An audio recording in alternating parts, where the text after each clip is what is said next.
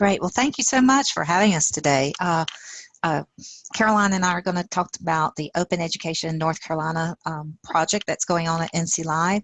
But before we get into that, we really want to talk about open textbooks, access, affordability, why we're doing this, why this is important to us. So let's get started. And if you have any questions, Caroline's going to keep an eye on the chat, and just feel free. There's just a few of you. I mean, there's not too many. So we could, if you have questions during that, we can pause and talk about it there. So first thing we want to do is talk about why we're doing this. So not many people know that the United Nations Universal Declaration of Human Rights actually has language embedded in it concerning the importance of equal access to education.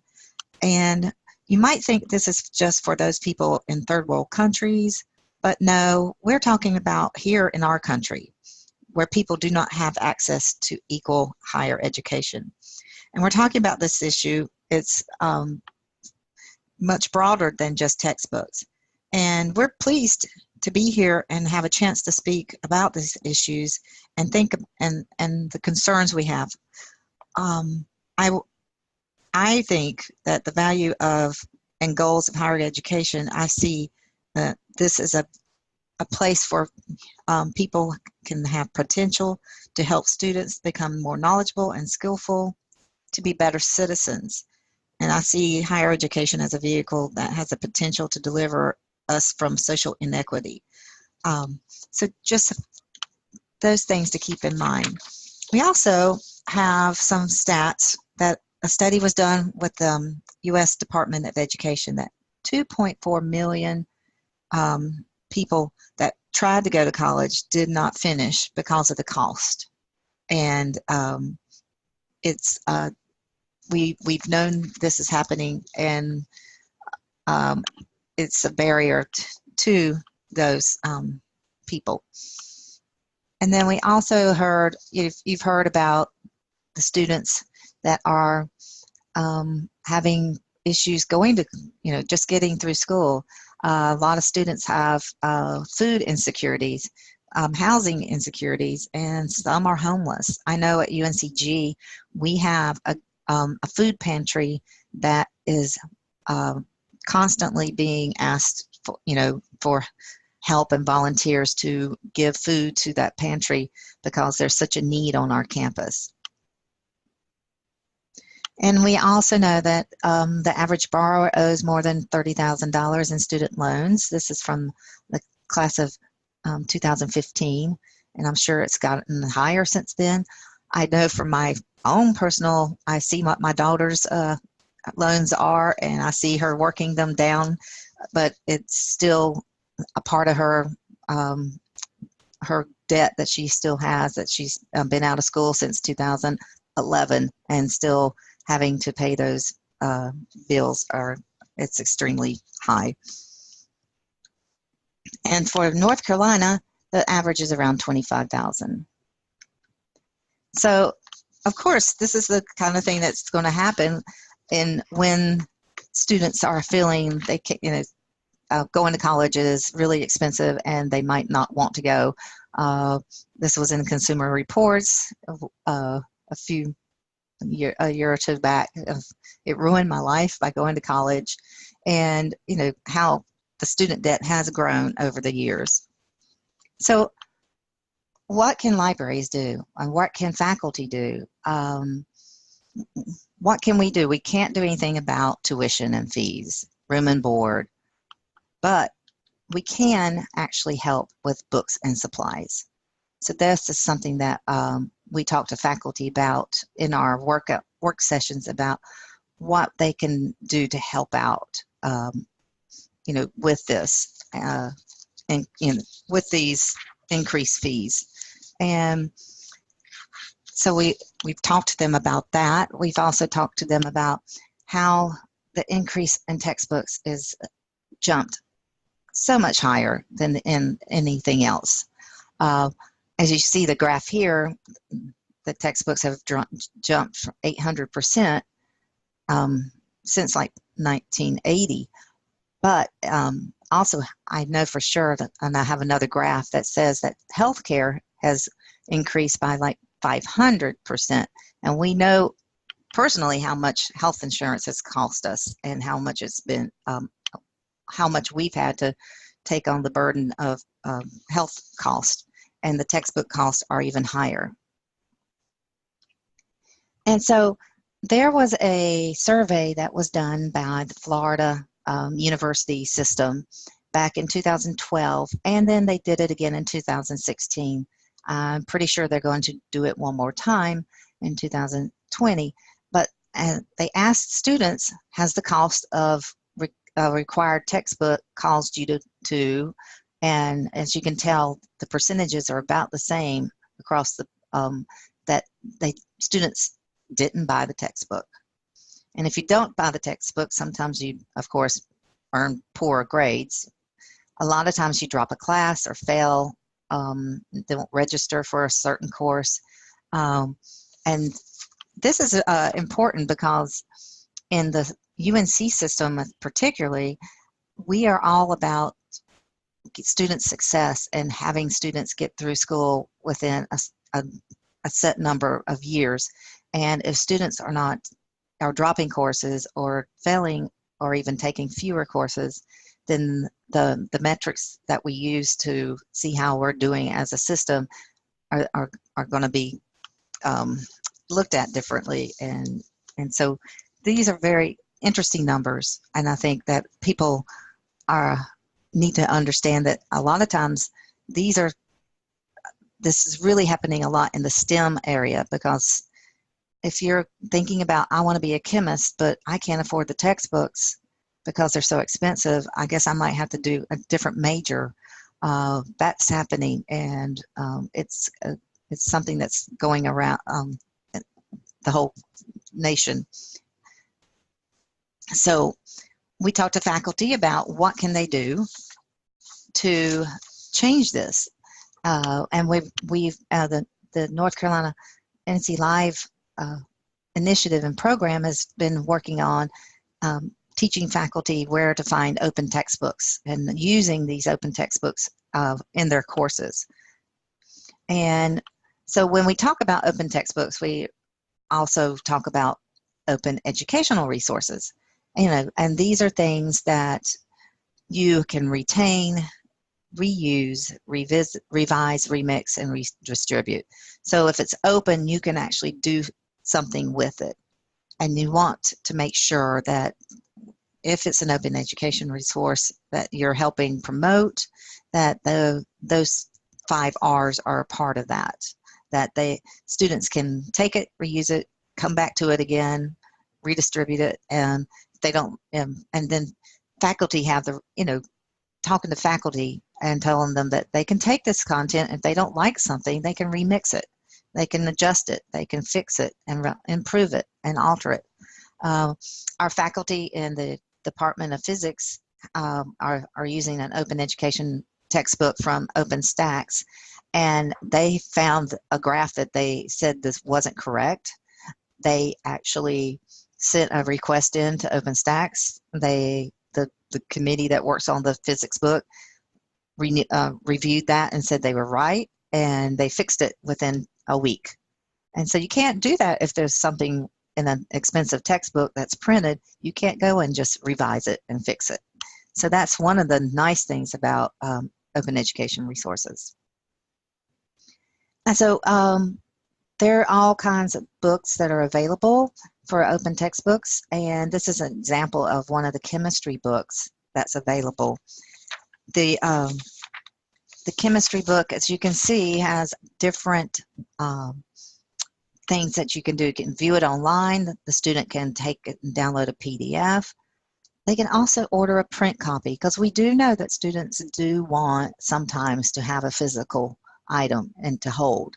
And so several of these open textbooks are providing a way to print a copy of the textbook at the very just printing cost only and shipping, and that's it. So this textbook, if you had bought a chemistry textbook, I know this for a fact because my husband teaches chemistry, that most chemistry textbooks are 200 to 250,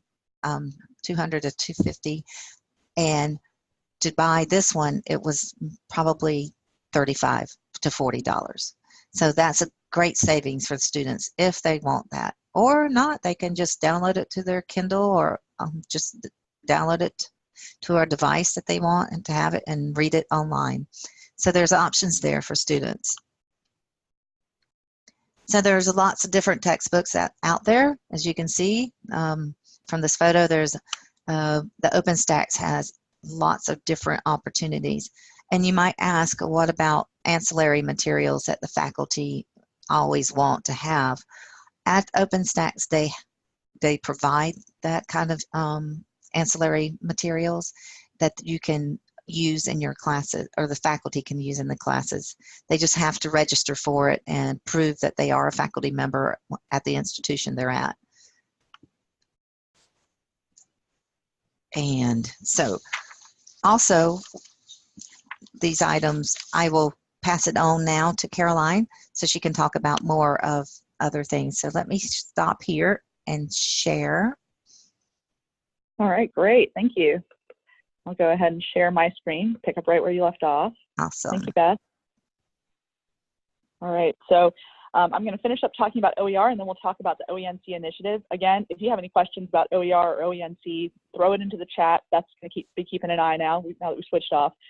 So, first off, we want to say that these resources that we were just talking about, like we said, they can be print, they can be online, they can be PDF, downloadable PDF.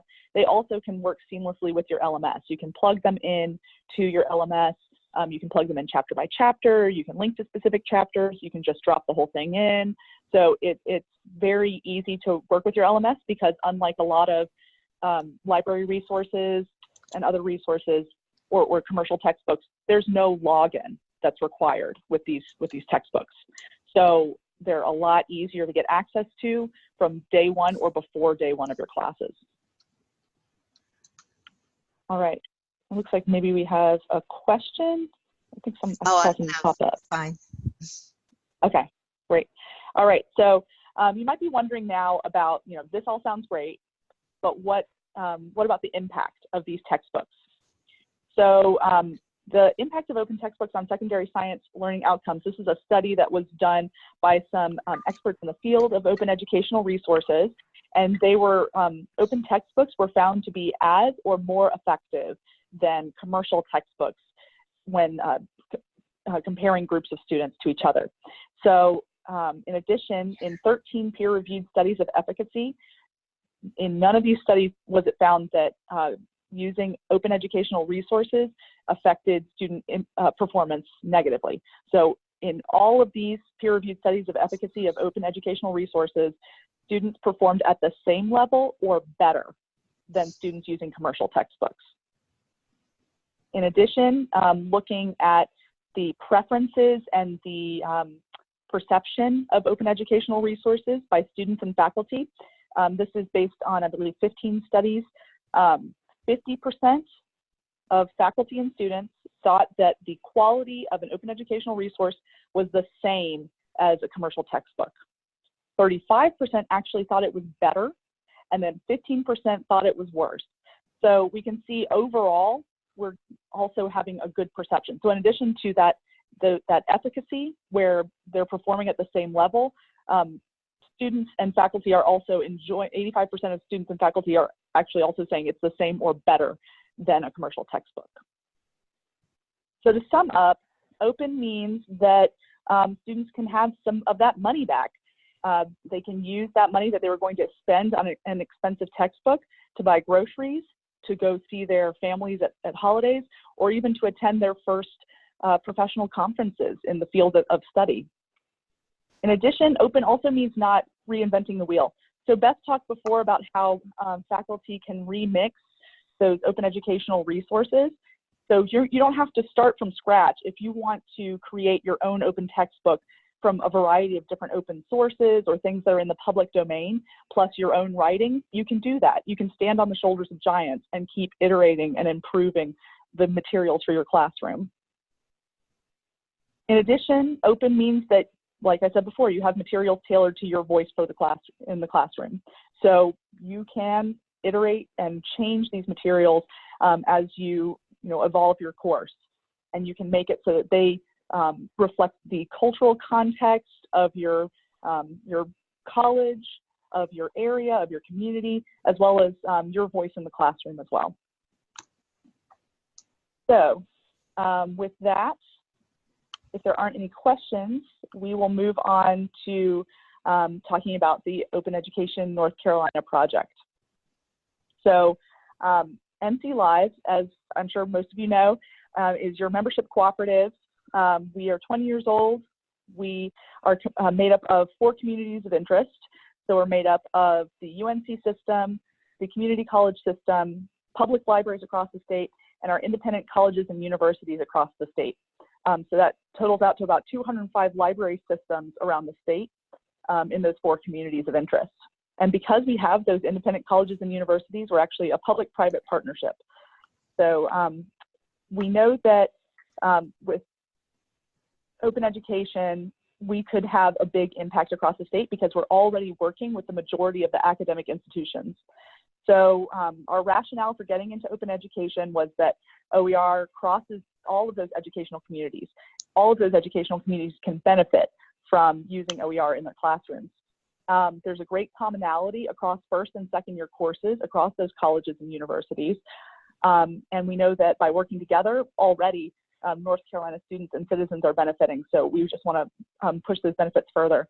And through NC Live and a bunch of other initiatives, we know that our institutions in North Carolina are very cooperative. So that's kind of why we moved to this direction. The first thing that we did was we built some support with the system presidents and the UNC press director for each of our academic communities.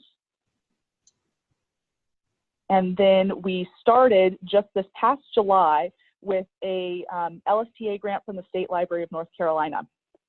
So what our goal is over the next 2 years, we want to ensure that those top 30 taught courses across those colleges, community colleges, and universities in the state have access to high quality, open, and free textbooks. So to do that, first we narrowed down a course list. So in our first year, we were focusing on the top 22 courses in the state. So that's available here. I'll also show you where you can find this on our website. So I know that it's going to be hard to read this quickly, but I hope you're seeing a few courses that you support at your universities and colleges. So what we did then is we created an actively curated repository of open textbooks, which I'll show you in just a second. That's mainly just to make it easier to find high quality textbooks that other faculty around the US are using for those courses. So for these top courses, we want to make it easy for people to find and adopt open textbooks. So we created a repository of open textbooks that support those most frequently taught courses. We also opened up a faculty adoption grants program where it has rolling admissions. They're $1,000 adoption grants that we give to faculty to help them be incentivized to check out open educational resources, to try them out in their courses, and to reimburse their time as well, because they might have to switch over ancillary materials, they might have to switch over their quizzing or develop quizzes from scratch if they were using an access code before from a commercial publisher. So, so that's our next tier of our program. And then we're also offering training for faculty and librarians. So in addition to sessions like these, like the one we're doing today, we're also doing all-day boot camps, which I really encourage you to sign up for. They're really excellent because you get to talk through a lot of thorny issues and barriers that you might have on your campuses to open educational resources, and get ideas from your peers as well. So we're offering that. We also offer faculty workshops around the state for faculty to come in, learn about open educational resources and the OENC initiative, and get ready to find textbooks and apply for grants. Then also this last line is a little bit more of a work in progress. Of course, any of the textbooks that, open textbooks that have the license where you can print them, you can print them. You could already give those files to, if your local bookstore had, if your on-campus bookstore had a print-on-demand functions, they can go ahead and print those. If you have a print shop on campus, you could go ahead and print those. The main thing that we wanted to do was for books that don't already have a print-on-demand partner, we wanted to make sure that they're already like high-quality bound versions of that. So this is something that we're currently in progress with UNC Press, but it's something we're looking forward to in the future. So a lot of people always ask about our grants and our grant selection criteria. So this is the criteria for those grant eligibility. So we've got, first, they must be employed at an NC Live member institution, and you can find our full list of our members here. So basically, they have to be employed at, generally it's going to be a nonprofit and accredited educational institution in North Carolina. That's the rule of thumb. Then also the cost savings to students must be significant because we do have a lot of interest in these grants. So we are, especially for our community college faculty, the interest has been huge with our community college faculty. So we've had to make a few tougher choices for grants if people aren't really going to save their students that much money over the next 2 years. We've had to turn away some of those community college faculty. Now, we are, for our grant pool, we have 3 different pots of money, pools of money for each of our communities of interest. So the faculty in each community is only competing for grants against other faculty members in that same pool, in that same community of interest. So we still have plenty of grants for UNC faculty and independent colleges and universities. And that's especially, so this savings number can be a little bit of a turnoff for our, we're working on some better messaging around this for our independent college and university faculty, because they can say, you know, well, I teach a really small seminar, and, you know, or I teach, you know, we have very small class sizes by design, so we're not going to be able to compete on that ROI number. But the thing is, they're competitive because they're competing against people that are in that same boat, that are also in those small class sizes and things like that. So then also the instructor should be ready to adopt an open textbook when they apply for their grant. Now, if they're debating between 2, you know, they can go ahead and apply. We'll follow up with them and make sure that they're, you know, ready to adopt by the date they say they're going to adopt. But in general, they should have an idea of where they're going with the open educational resource. Now, a few other criteria that we don't necessarily talk about as much, but people do have questions about. So I talked before about how we have that actively curated repository of textbooks.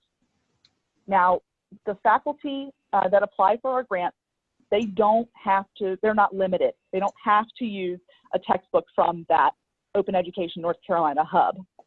They can, if they find something great, we've had last semester we had a cryptography professor. Of course, that's not one of the top courses across the state. That's not something that we're going to have in our hub because it's very specialized. But they found a great open educational resource and, you know, made their case in their grant application.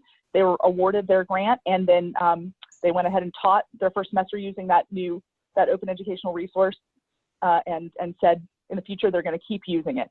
So faculty do not have to use the textbook from the OENC hub, and they don't have to be teaching one of these top classes.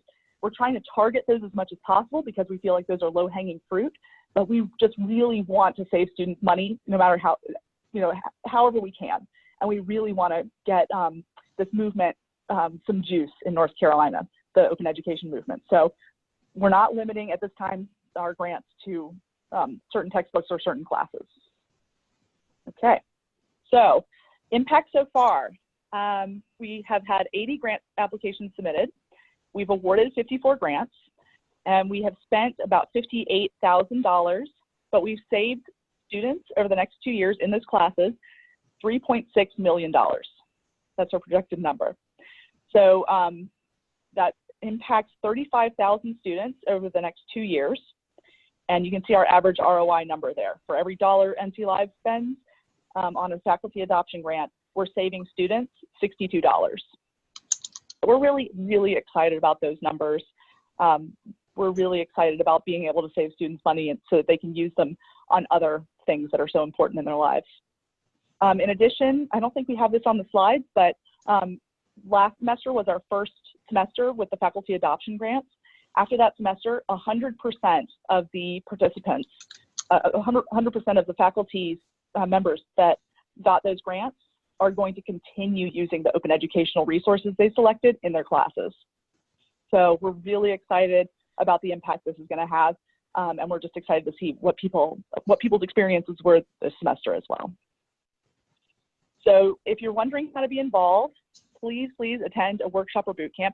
You've already sort of gotten some of the information that you would get in a workshop in this session today, but we do go a little bit more into, how would you personalize these slides for your campus? How could you present this information to your faculty?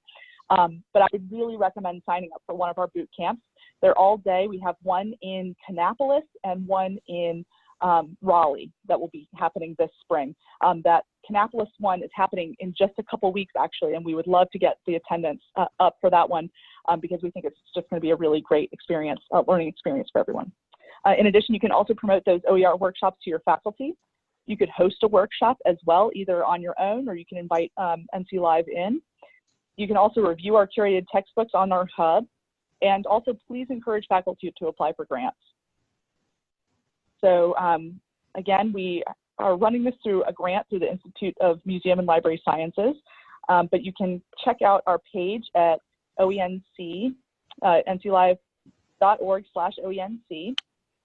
So you can get to this either you can just search on Google for Open Education North Carolina or OENC. That's a really easy way to get to it. Or you can go to NC Live. Currently, it is on the home page as a featured resource or featured program right below the fold here, Open Education North Carolina. So you can get there easily that way as well. Over here on the right, you'll see our textbooks link as well as our workshops. I'll go to textbooks quickly. I know we're about into question time, but I'll just show you around for a second. So in here, you can search the hub resources here. So if you want to find a sociology book, you can do that. Or you can go through our curated collections. You can see, again, it's pretty small right now, but we're going to continue adding to it. So if we go to STEM, we can see all the different books we offer that we recommend for a variety of different classes. Let's go ahead and click on anatomy and physiology. We'll get more information, and then we can go directly to where that resource lives on the web.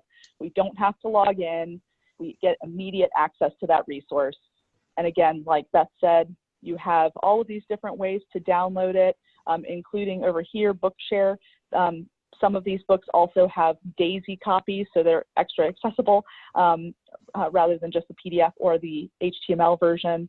You've got those instructor resources where, again, you have to log in, prove you're an instructor, and then you get access to assessments, slides, all that kind of stuff. There's a few student resources. Usually that's just a getting started guide, but here you also have, they recommend Anatomy Zone. So yeah, so you can just get immediate access to this book, look through it, see if you like it. It's loaded up, there it is. There's the first page of that book.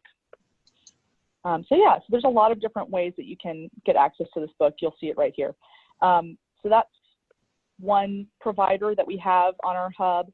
We have other providers as well. So for example, here's College Algebra. This is just available in a PDF version, but it's a really great textbook written by faculty, I believe both at a community college, at Lakeland Community College and Lorain County Community College. And this is just a college algebra textbook in a PDF format. So it doesn't have all of those different download options, but it's got really great information in it. So we have OER from a few different providers all put together on our hub here.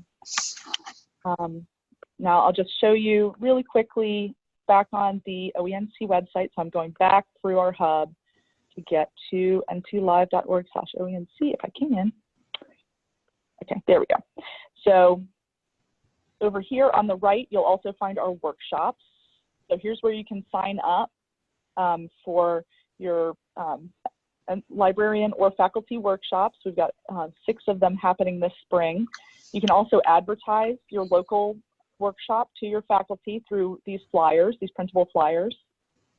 So we've got 6 different posters for all of the different events that are happening nearby. And then down here, again, I'd really recommend applying for one of, or signing up for one of these full-day librarian boot camps. We have really enjoyed putting these on, and we always get new ideas from y'all when you attend as well. So then also over here on the right, you've got your faculty adoption grants, and this is where you'll see that eligibility criteria. There's some frequently asked questions here as well, and then you can click here to go through your grant application. So yeah, so those are some of the things we offer. We have a few other things over here as well, like the course list, and we also have an advocacy resources page where you can get a version of these slides for download if you want to use these to piggyback off of these to create your own slideshow to show your faculty on your campus, as well as printable handouts and flyers about the program. So all those resources available right here on nclive.org/OENC. Okay, so that is it. I know we need to have stop so we can have some time for questions. Does anyone have any questions or want to see anything else? If you want to unmute and ask questions that way, you can do that too. Oh, absolutely.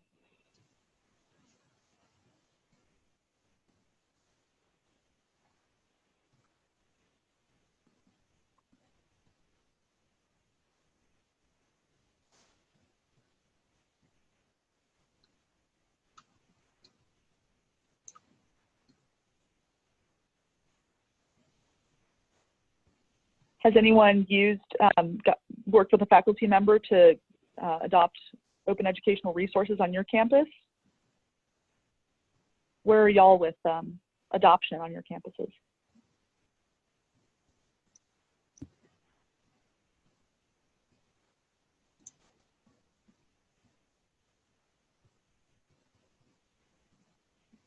Don't be shy.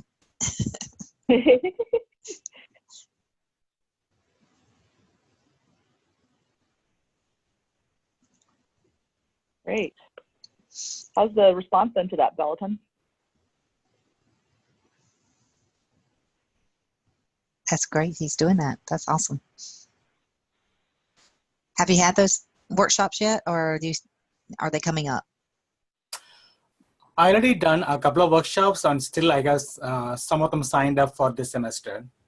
Okay, great. Yeah, so hopefully we'll get some faculty members going to adopt in fall 2019. That's a plan, yeah. Awesome. So let's see, yeah.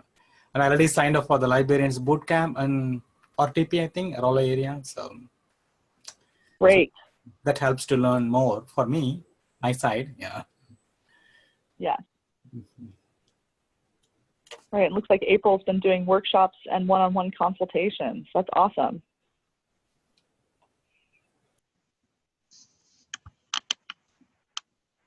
April, where are you? What school?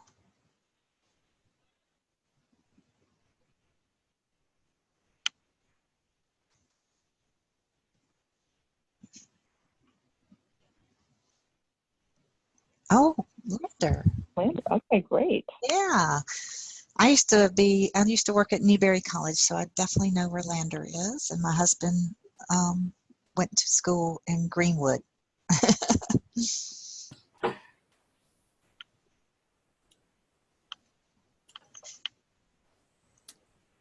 So how many UNC system schools they are already adopted textbooks through OENC, Beth or Caroline? Yeah. Yes, so there haven't been, so I can show you on for, let's see, for fall, okay. I have those, the awardees up on our website under frequently asked questions. Oh, okay. There's the grant awards page. And I might put this, I might just want to put this over here in the menu as well. But so we can see we've got UNC Charlotte last semester, UNC Wilmington. We just haven't, we've had, I think it's 8. We had 9 faculty adopt through the OENC program. And this is like promising to adopt in last fall, this spring, summer, and then fall of 2019. Oh, that's great. So, okay. Yeah, so we had 9. One unfortunately was not able to find the ancillary materials and wanted to wait a little bit longer. Okay. So she removed herself from the program. But so we have 8 UNC faculty. So we'd love to get more because again, we have that, pool of money set aside for UNC faculty. So they're definitely eligible. We're excited to give out those grants to them. And same thing with independent colleges and universities. I think it's also at 8 currently. Okay, great. Okay. Yeah, this will helpful. I can show this to the faculty members. Yeah, definitely. Yeah, and I'm going to continue putting up who's been awarded grants and what they used. In addition, we're also going to, so here's that applied cryptography. That probably won't end up in our hub, but we will continue adding things that we see pop up a lot from faculty that, books that they're adopting. Yeah. That's great. Okay. But a lot of these are actually in the hub, so that's good. True. Yeah. So mostly pretty much OpenStax, right? Most of them, I think. Yeah. Because OpenStax. Yeah. If an OpenStax book is available, it really is such a great way to go because you do have all of those ancillary materials. Like I showed you, you got one book that's just a PDF, and that's great that you can save students money, but you got to do a lot of development on your end.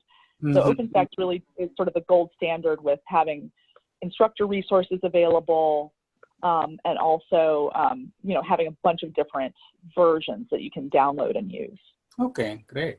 And OpenStax is through Rice University, which they really wanted to focus on the most populated classes on campuses. So if you look, it's a lot of the, U.S. history, psychology, sociology, chemistry 101, calculus, those kind of courses that have lots of people in them. And so that's how they started. It was really to deal with those subjects. Right, yeah. And NC Live, do they have a hub with OTN, Open Textbook Networks, Minnesota? No, right? We have some that link to Open Textbook Network, but that's another great repository for faculty to check, especially if they're not teaching one of these, sort of introductory classes. Right.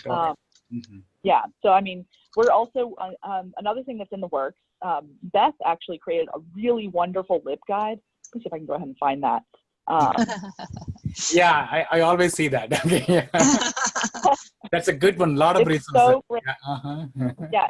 If you are looking to get started with, let's see, hopefully this is the right one. Nope, this is not the right one. Am I going the right place, Beth? Oh, I was. Okay. Yeah. Okay. This one right here. Yeah, so this one, it's awesome. I mean, Beth can talk about it, but I mean, Beth is happy for you to copy it into your own system if you want to, and make your own changes, make your own version based on this. But this is a really great place to start. And NC Live is going to do our own version of this guide and publish it shortly this spring. So that people, if they don't find what they're looking for in our hub, they know where else they can look. Great. Okay. So April has a question. What LMSs are most schools using? Here at UNCG, we're using Canvas, and I know Blackboard should have a way to have those materials be looked at, or link. I know you can link to them through your Blackboard. I would suggest talking to one of your maybe your Blackboard administrator on campus to see if they can bring these resources in. And looks like Fayetteville State's using Canvas also. Yeah, I'm not sure. So you looked at OpenStax textbooks, April, and they didn't have integrations available for Blackboard.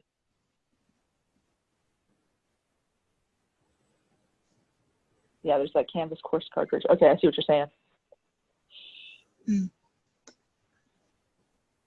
If my friend was still working for Blackboard, I would email her and find out. Unfortunately, I Yeah. don't have a connection anymore. Okay. Gotcha. Yeah, we used to have a Blackboard and- for a long, long time, but recently we moved to Canvas 2 years before. Yeah. Yeah, we get a lot of issues with the Blackboard. So Gotcha.